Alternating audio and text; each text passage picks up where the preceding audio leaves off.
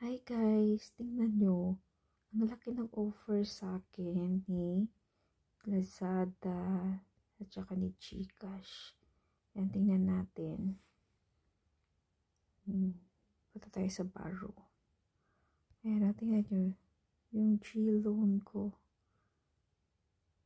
Yung offer niya is 125,000 na yung total na pwede kong utangin. Ayan. So, meron na kasi akong ni-loan.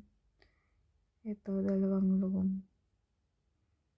Kaya ayaw kong mag-loan. Gusto ko muna bayaran lahat. At saka pag nakabayad na ako, ayaw ko muna siyang gamitin. Tingnan natin yung G-Gives ko.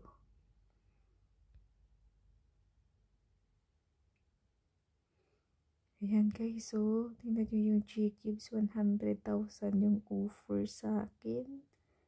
Ano ba yan? Pero alam nyo, takot ako umutang ng malaki. Lalo na kung hindi ko naman talaga siya kailangan. Hindi ako nag-uutang.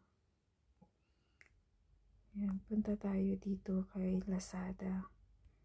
Tingnan natin si Lazada. Kung magkano yung kanyang offer sa akin na pautang.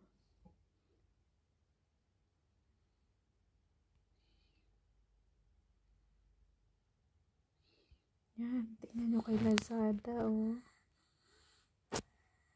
30,000 naman yung ano niya. Offer sa akin. Ayan, so maganda talaga mga kanais kung mapagbayad ka ng utang kasi talagang pinagkakatiwalaan ka. Ako kasi yung ginagawa ko kapag nag-loan ako, halimbawa yung due date ko katapusan or 3rd week of the month, yung sahod ko dito 1st of the month, basta pag naka-remit na ako, pinabayaran ko na kaagad yun, sinisettle ko na lahat ng utang ko. Kaya yun, kaya pag nakabayad na ako, ang laki ng offer nila sa akin. Pero hindi naman ako yung kisyong tipong ng tao na pag may nag-offer sa akin ng utang, utang ako ng utang. Hindi ako ganun.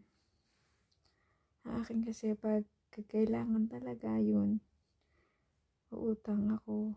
Pero lalo na sa business, ayaw kong i-capital ko yung galing sa utang.